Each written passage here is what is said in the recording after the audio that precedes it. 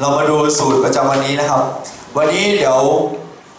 เราจะพูดประเด็นซิกมานะครับและอนุกรมเลขาคณิตเป็นยังไงเรามาดูนะ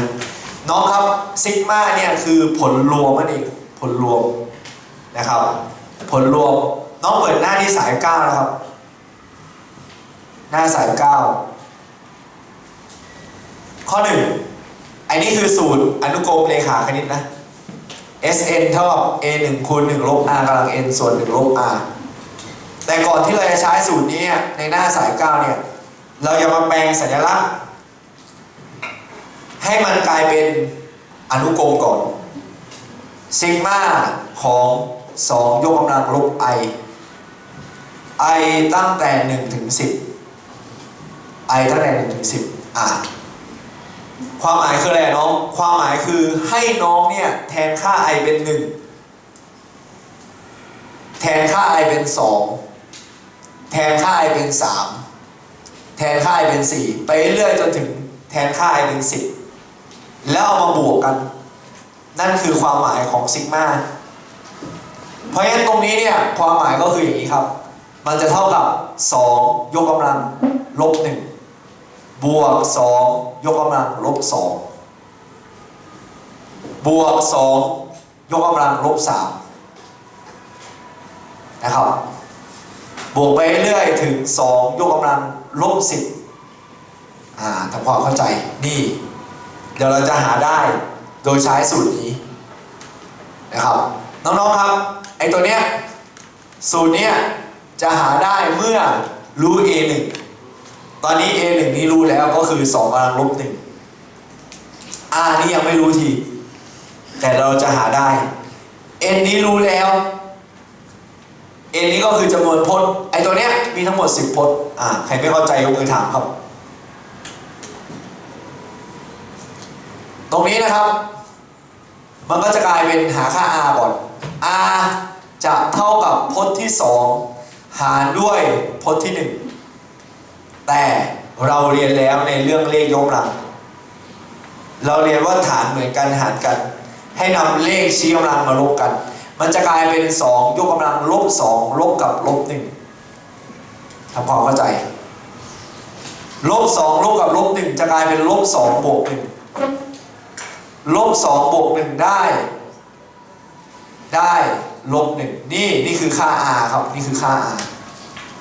rจดไปใครไม่เข้าใจยกมือถามครับฐานเหมือนกันหารกันเอาเลขช่างมาลบกัน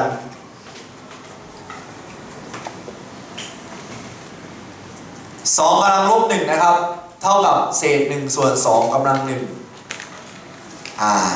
เขียนอย่างนี้ก็ได้ครับ2กำลังลบ1หรือเศษ1ส่วน2กำลัง1ก็ได้เขียนยังไงก็ได้น้องครับตัวนี้มันจะเป็น S10 ผลบวกของ10พจน์แรกจะเท่ากับ A1 ก็คือ2กำลังลบ1ครับน้องคูณกับ1ลบ r เนี่ยก็คือเศษ1ส่วน2ทั้งหมดกำลัง n แบบนี้ครับ n ในที่นี้คือ10นะเพราะว่าข้อนี้มัน10พจน์ส่วนด้วย1ลบ r ส่วนด้วย1ลบด้วย r ก็คือเศษส่วน2ตรงนี้เตรียมตัวนะครับเราต้องคิดเลขออกมาเดี๋ยวเราคิดเลขออกมา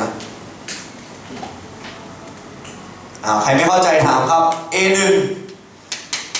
คูณ1ลบ r กำลัง n ส่วน1ลบ r ใครไม่เข้าใจถามครับตรงนี้เนี่ย2กำลังลบ1เนี่ยนะครับมันจะเท่ากับเศษ1ส่วน2กำลัง1แล้วคูณด้วย1ลบกับน้องครับ1ยกกำลัง10ได้1คูณกัน10ตัวก็ได้1ส่วน2ยกกำลัง10ตอนนี้นะครับเคล็ดลับก็คือน้องจะต้องกลับบ้านพยายามไปฝึกท่อง2กำลัง0ถึง2กำลัง10นี่คือเคล็ดลับในการเรียนต้องพยายามไปฝึกท่องนะครับ2กำลัง0ได้1 2กำลัง1ได้2 2กำลัง2ได้4 2กำลัง3ได้8 2กำลัง4ได้16 2กำลัง5ได้32 2กำลัง6 64 2กำลัง7 128 2กำลัง8 206 2กำลัง9 512 2กำลัง10 1024เพราะ ช่วงนี้จะใช้บ่อย2กำลัง10เนี่ยมันจะได้ 1024 ครับแล้วไปส่วนด้วย1ลบเศษหน่วย2 1ลบด้วยเศษหน่วย2เนี่ยจะเหลือเศษหน่วย2ครับนี่แล้วเราก็จัดการตัดทอนเลยครับตรงนี้ตัดทอนได้แล้วเพราะว่าอันนี้มันคูณอยู่ตัวนี้มันเป็นเศษหน่วย2เท่ากันตัดทอนครับคำตอบข้อนี้คือ10พจน์นี้เอามาบวกกันจะมีค่าเท่ากับ1ลบเศษ1ส่วน 1024 เลข1เนี่ยถ้าเราทำตัวส่วนเป็น 1024 จะกลายเป็นเศษ 1024 ส่วน 1024 แล้วลบด้วยเศษ1ส่วน 1024 ทำความเข้าใจตัวนี้เนี่ยมันจะออกมาเป็น S10 มีค่าเท่ากับเศษ 1023 ส่วน 1024 นี่คือคำตอบครับ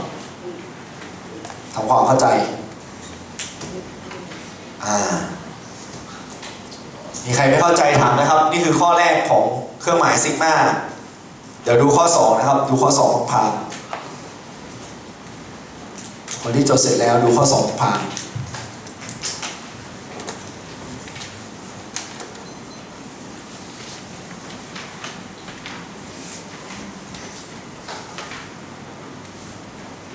ข้อ1ผ่าน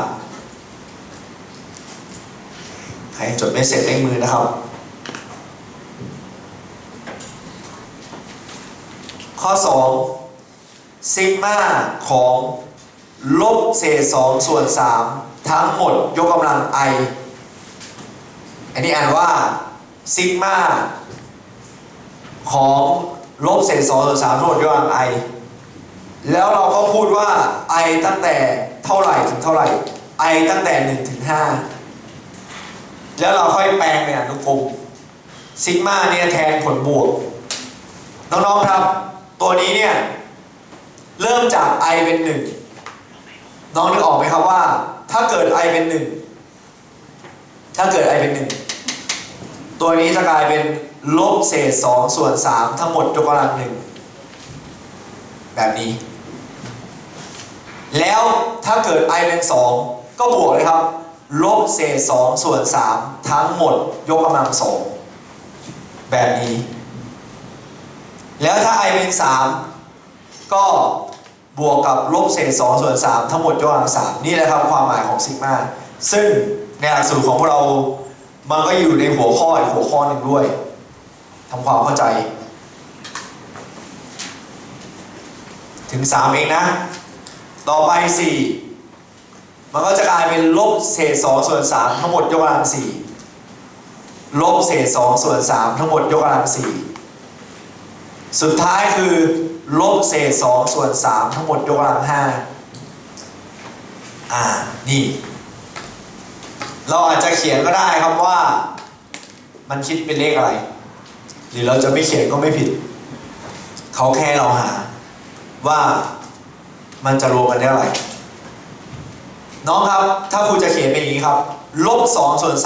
3ทั้งหมดยกกำลัง1ก็ลบ2ส่วน3เหมือนเดิมแล้วตัวนี้น้องลบคูณลบมันจะได้บวกลบคูณลบมันจะได้บวกน้องนี่ลบคูณลบมันจะได้บวกปึ๊บมันก็จะกลายเป็น4ส่วน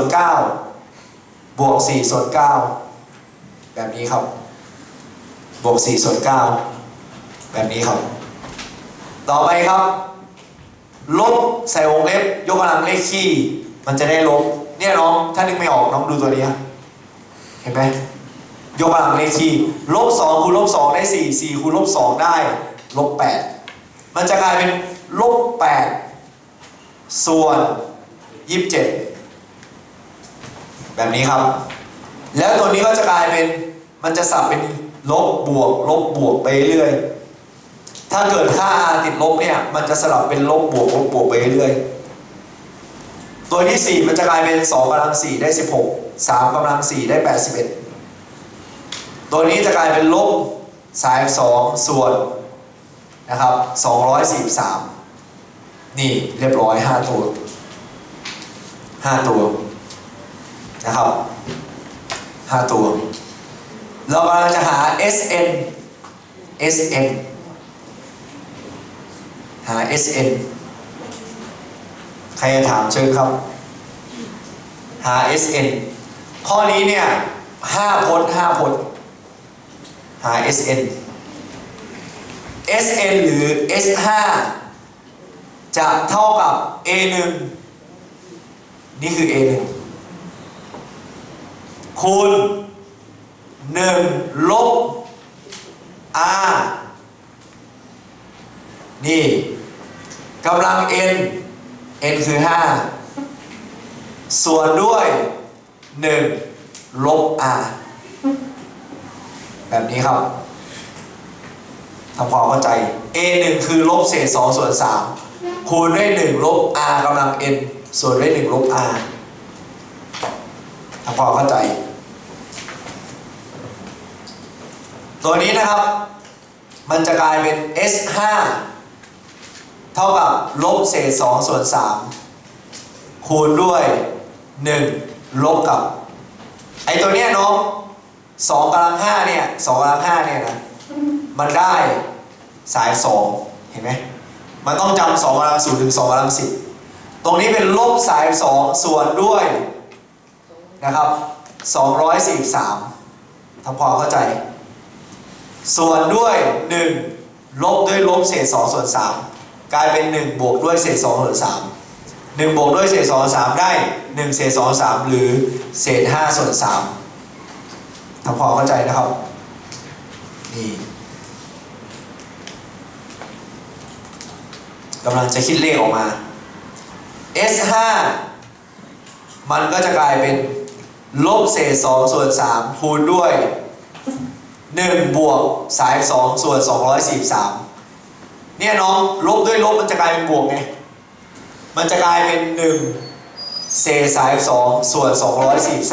243แล้วหารด้วยเศษ5 ส่วน 3ทำความเข้าใจ S5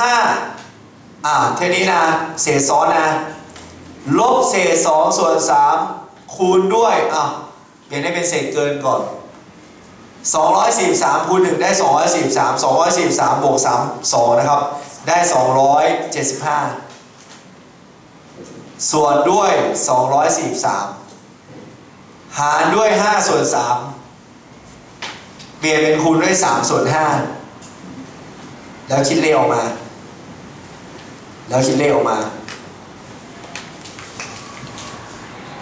5 1 5 5 5 25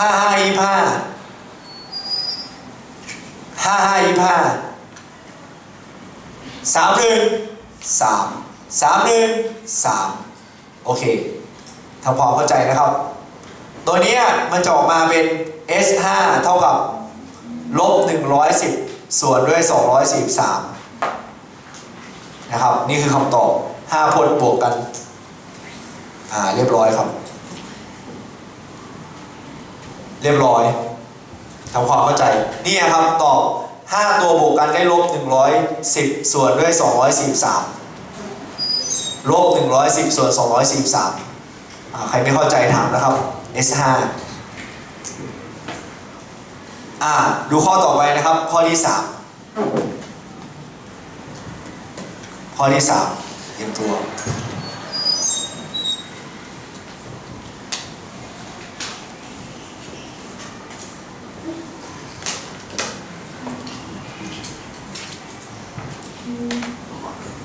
เดี๋ยวเราจะเปลี่ยนสัญลักษณ์เนี่ย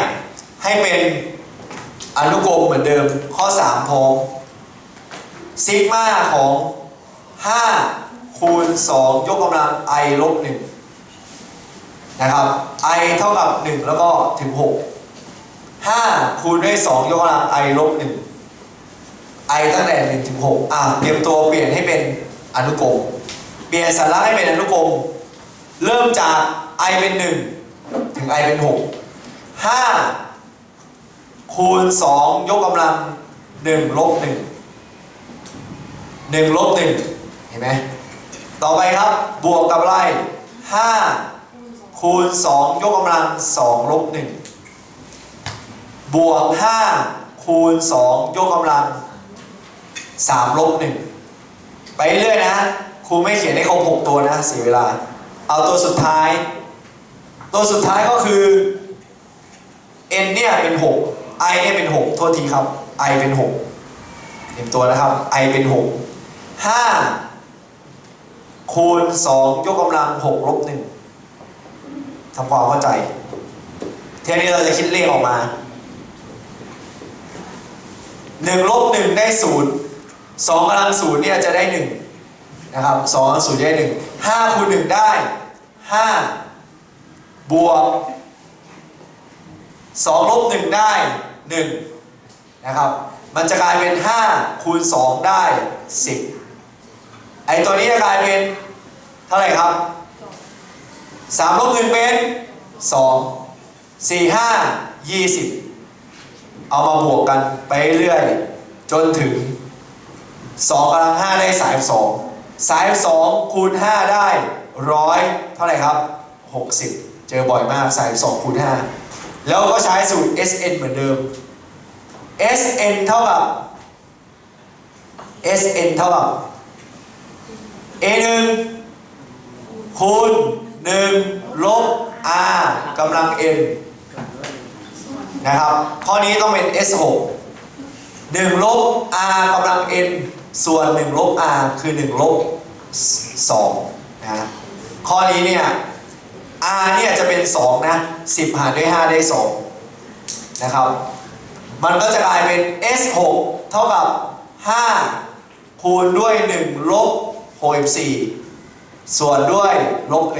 1 S6 จึงเท่ากับ5คูณด้วยลบ63แล้วก็หารด้วยลบ1 S6 จึงเท่ากับ315หารด้วยลบ1ลบ315หารด้วยลบ1ตอบผลบวกของ6ผลแรกจะกลายเป็น315นะครับคลิปนี้ก็ฝากไว้แค่นี้ก่อนนะครับลองทบทวนแล้วก็ถ้าไม่เข้าใจก็ถามได้นะครับ